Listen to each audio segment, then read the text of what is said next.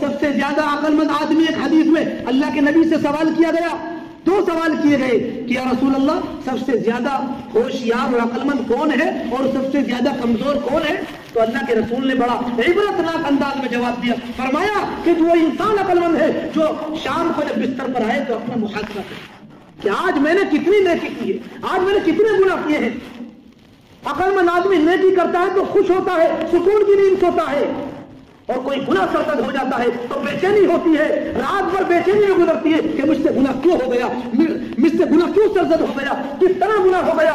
فوراً وہ تڑپ جاتا ہے، رات کو توبہ کرتا ہے، اللہ سے معافی مانگتا ہے۔ یہ اس تاجر کی طرح ہے کہ جیسے آدمی تجارت کے لیے نکلا اور شام کو اپنے جب وہ گھر پر آتا ہے حساب لگاتا ہے کہ میں نے کتنا کمایا، مجھے منافع ہوا یا نقصان، اگر فائدہ ہوتا ہے تو چین کی نیند خوشی سے سوتا ہے، نقصان ہو جاتا ہے تو فوراً اٹکل مارتا ہے کہ مجھے نقصان یہ کیوں ہو گیا، آخر کسی نے چوری تو نہیں کر لی، حساب میں گڑبڑ تو نہیں ہو گئی، آخر مجھے نقصان کیوں ہو گیا، پوری رات بے چینی میں گزار دیتا۔ اسی طرح عقل مند آدمی رات کو حساب لگاتا ہے، نیکی کر کر سکون سے سوتا ہے، گناہ ہو جاتا ہے پوری رات نیند نہیں آتی، تڑپ جاتا ہے، توبہ کرتا ہے اللہ سے۔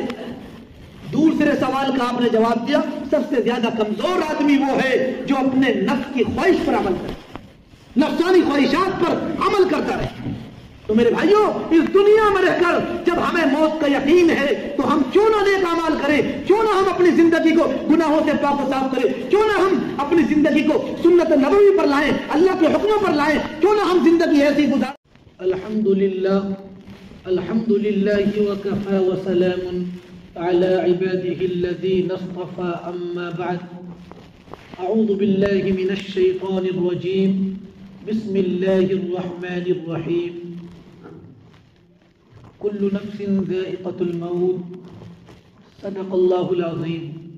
محترم بزرگوں اور دوستوں، حضرت آدم علیہ السلام سے لے کر آج تک کا جو زمانہ ہے وہ 6590-95 سال کے عرصہ گزر گیا۔ جتنے بھی انسان آئے ہیں وہ سب اس دنیا سے گئے ہیں، آ رہے ہیں اور جا رہے ہیں۔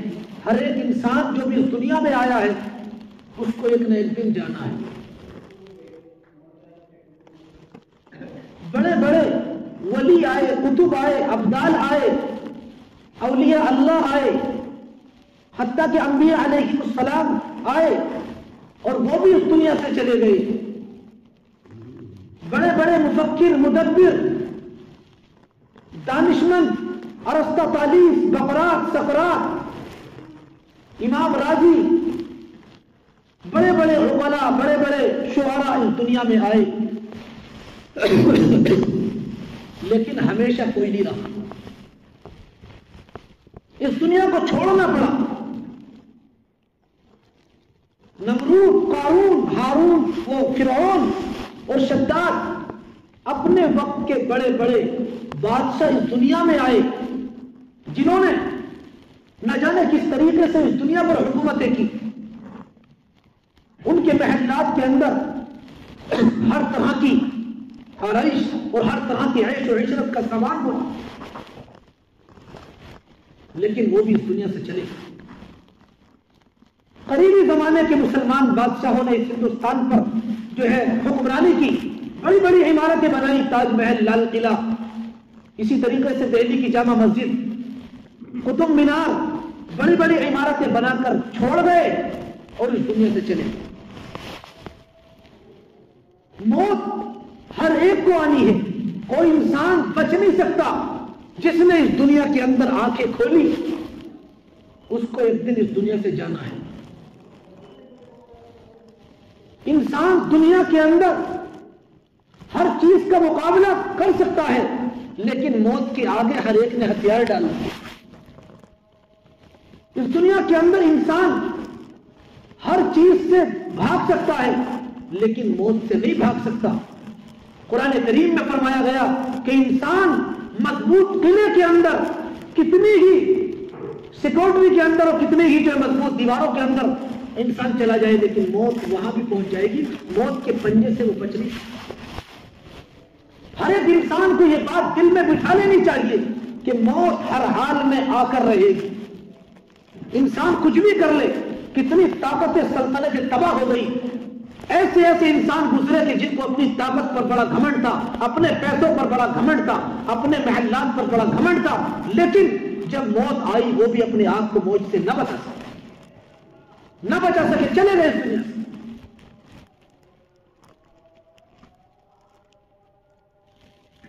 تو اس دنیا کے اندر جو پیدا ہوا اسے ناپید ہونا ہے, ختم ہونا ہے. تو جب موت ایک اٹل حقیقت ہے, ہر ایک کو آنی ہے, تو پھر ہم موت کی رنگریلیوں میں پڑھ کر کیوں موت کو بھول گئے؟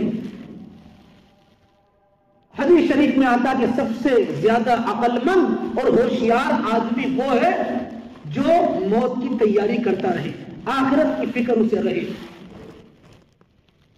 ہر وقت اپنے سامنے موت کو رکھے کہ بھئی موت مجھے کسی بھی گھڑی آ سکتی ہے.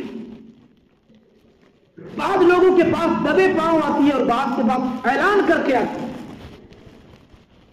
رات ٹھیک تھے, صبح ختم ہو گئے, صبح ٹھیک ٹھاک تھے, دوپہر ختم ہو گئے.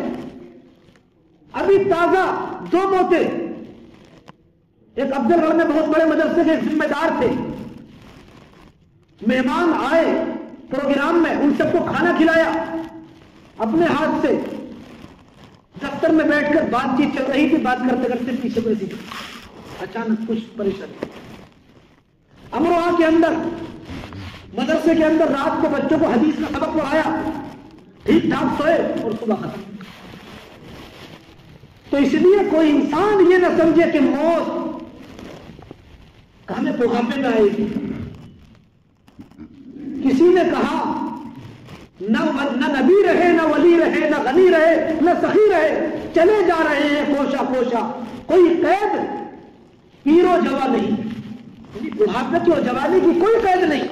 انسان کبھی بھی اس دنیا سے جو ہے جا سکتا ہے, اور ہر طرح کے انسان اس دنیا سے جا رہے ہیں, اور موت سے تو کوئی بھاگ ہی نہیں سکتا. ایک واقعہ نقل کیا جاتا ہے کتابوں کے اندر کہ ہوش و حواس والا نوجوان اپنی ماں سے پوچھتا ہے کہ میرے دادا کہاں ہیں؟ کہا کہ مر گئے. پھر کہا میری دادی کہاں ہے؟ کہا مر گئے. پھر کہا کہ میرے ابا کہاں کہ وہ بھی مر گئے. کہا میرے چچا کہاں ہے؟ وہ بھی مر گئے. اسی طرح اور رشتہ داروں کے بارے میں پوچھا, عزیز و اقارب کے بارے میں پوچھا, کہا کہ وہ سب مر گئے. تو اس نے کہا کہ یہاں تو موت کی موت ہے, چلو یہاں سے بھاگتے ہیں کہیں ہم نہ مر جائیں. وہ وہاں سے نکلتا ہے اور راستے سے گزرتا ہے. ایک راستے میں بچے کھیل رہے تھے, جب بچے بھاگ کر کھیل رہے تو گرد و غبار اور مٹی اور دھول اڑ رہی تھی. وہ کترایا اس دھول مٹی سے کہ کہیں میرے کپڑوں پر نہ لگ جائے. ایک بچہ کہنے لگا کیسے کتراتے ہو؟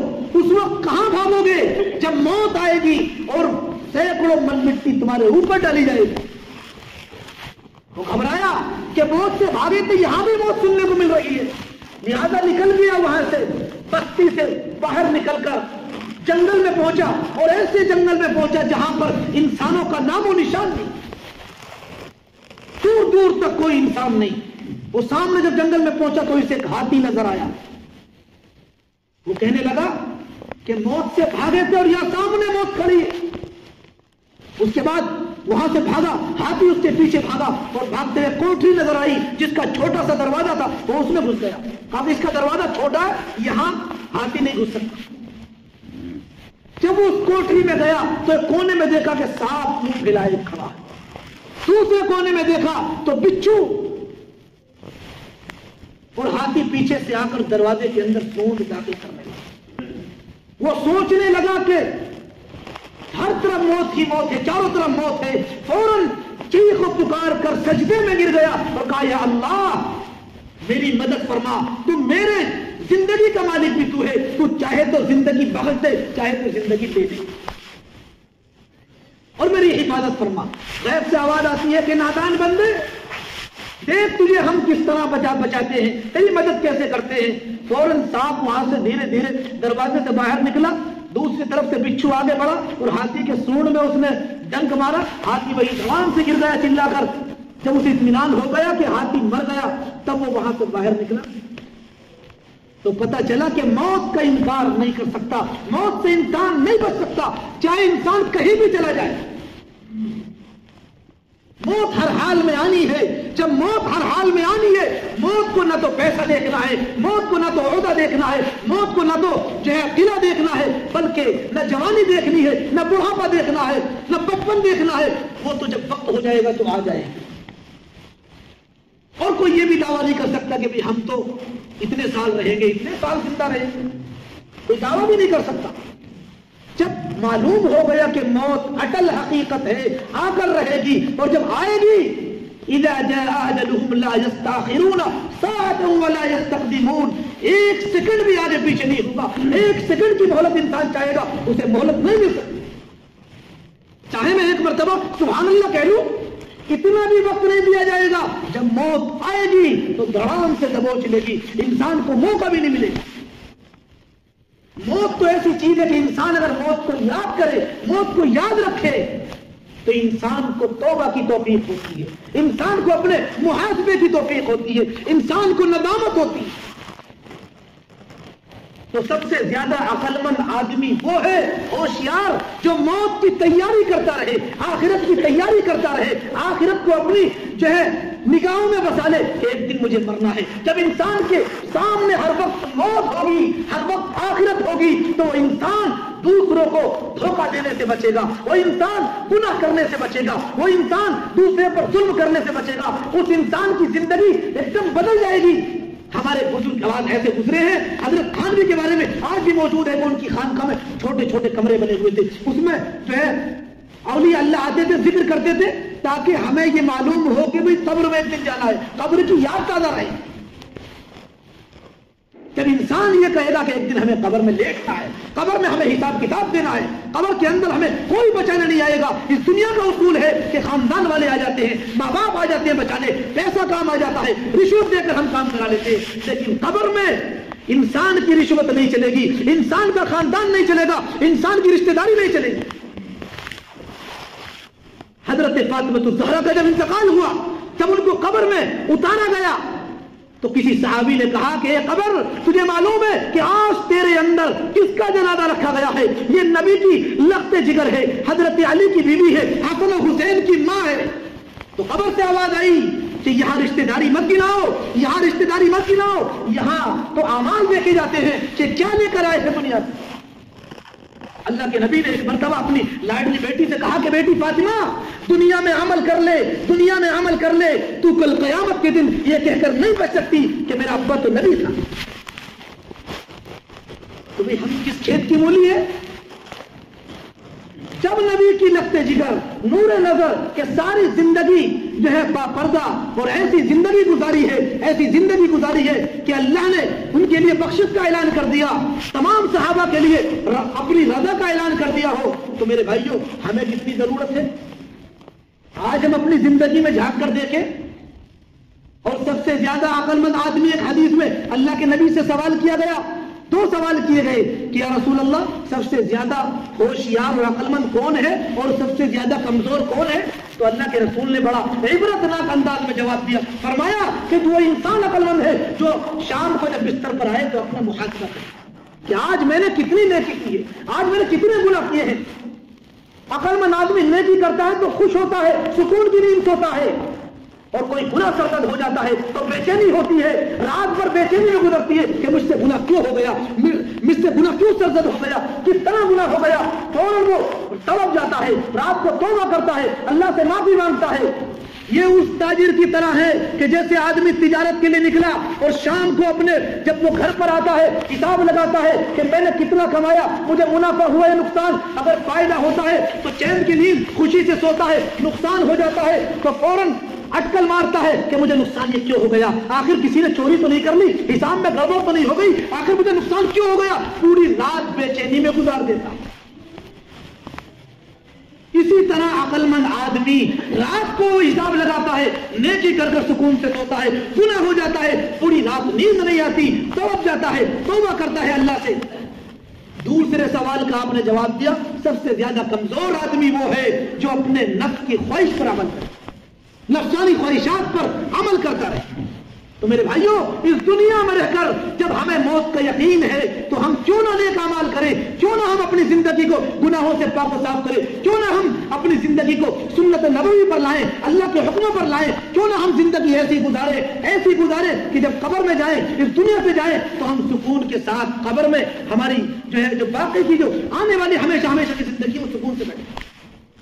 ایسے اعمال کریں اور ہر وقت موت کو سامنے رکھیں۔ جب موت انسان کے سامنے رہتی ہے تو اس کی آرزویں کم ہو جاتی ہیں، اور موت تو جو ہے بھائی اللہ سے ملاقات کا ذریعہ ہے۔ ہر انسان موت سے گھبراتا ہے، موت کی آواز سے گھبراتا ہے، موت کا ڈر ہر ایک کو ہے، موت سے ہر ایک انسان دور بھاگنا چاہتا ہے لیکن نہیں بھاگ سکتا۔ اس لیے دنیا میں آج اللہ نے موقع دیا ہے تو ہم اس دنیا میں رہتے ہوئے نیک اعمال کر لیں، اللہ کو راضی کر لیں۔ جب اللہ راضی ہوگا تو میرے بھائیوں جو باقی مرنے کے بعد کی زندگی ہے وہ سکون اور ہمیشہ کے لیے سکون سے کٹے گی۔ اللہ عمل کی توفیق عطا فرمائے۔ سنتیں پڑھ